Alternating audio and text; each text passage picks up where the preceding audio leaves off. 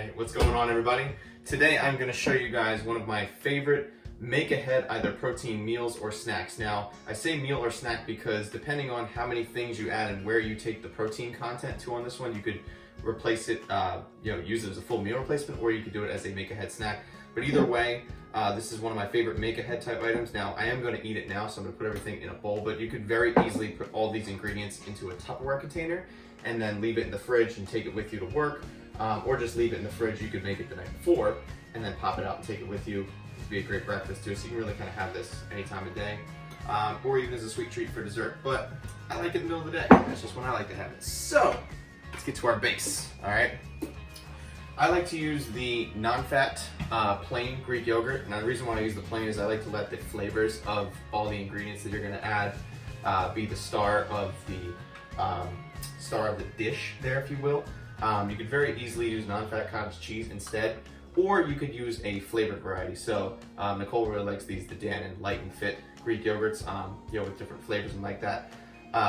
Or if you're looking to add extra sweetness to the non-fat Greek yogurt, you could always use a Splenda or a stevia or whatever kind of artificial sweetener you like. Like I said, personally, I like to let the flavors from everything that we're going to add be the star. So I'm going to weigh out my Greek yogurt based off of the portion on the back of the label. So one serving being 3/4 of a cup. So I'm going to go ahead and drop that in my bowl. Just being pretty close. Let's see how close we can get it. So we still have our own spoon. And we'll say that's about right, plus what's on the spoon. All right.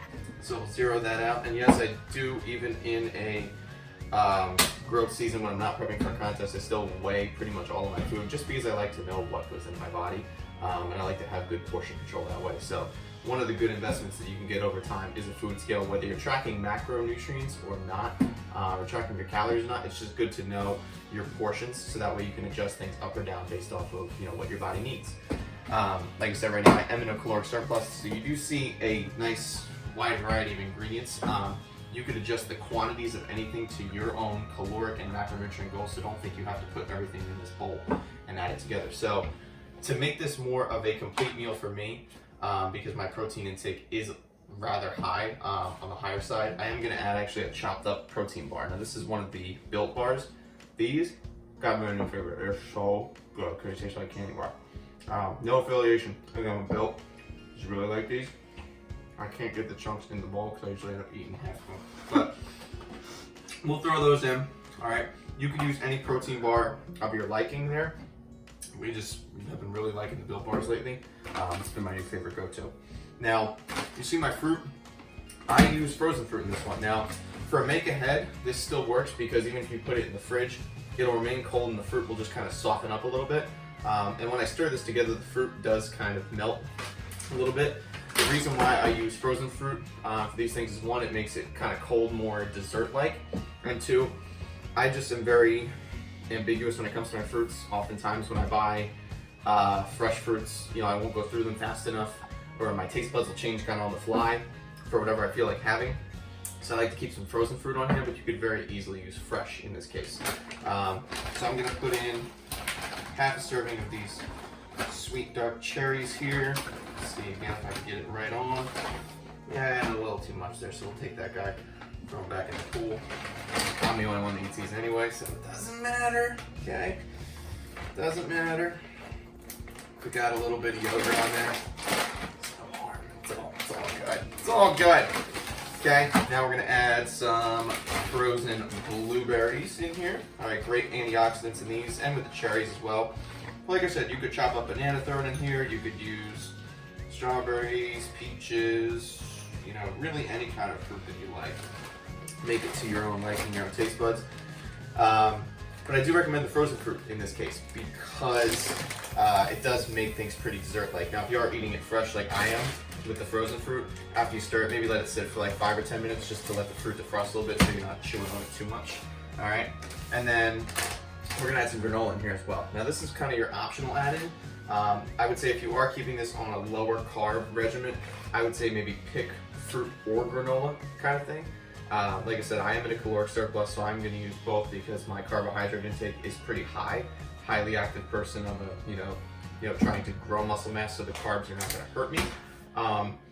Now, tips on the granola, if you are looking for a different one, this is a Simply Nature brand. I find that a lot of the big box, companies that, you'll see like your Nature Valleys and things like that, oftentimes have a lot of added sugar and things to them, and you'll notice that sugar is really high up on the ingredients list. Now, this one does have cane sugar in it, but it does use honey as one of its main sweeteners. You'll see with a lot of the big box ones, they'll use like high fructose corn syrup and a lot of sweeteners that you really don't want to use. You want to look for something that if it does have sugar, it maybe say cane sugar, and it's the third ingredient down. The first thing is whole grain oats and cashews. If you pick up a lot of those big box ones, you'll notice that some type of sugar is often the first and second ingredient, because what they'll do is they'll use two different kinds of sugar to try to swindle you a little bit. They'll say, brown rice syrup as the first ingredient, and then corn syrup as the second. I mean, they're both sugar, both sweeteners. So they'll do that to try to confuse consumers. So I'm just gonna do one serving of this, just to add a little bit of crunch, all right? So again, this is one thing that's very easy to go overboard on if you don't have a food scale. Like if you're just pouring this into the bowl you saw, that wasn't really that much in the grand scheme of things. But it was one serving as weighed out on the package.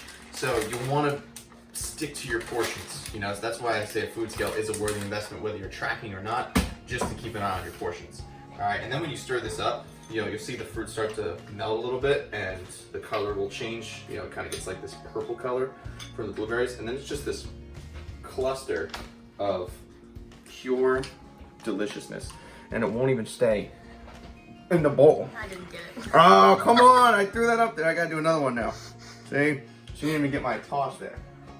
I gotta do it again. There you go. There it is. I can lick my own fingers, put them back in my bowl, because it's my bowl. Alright? I'll wash my hands later. Alright?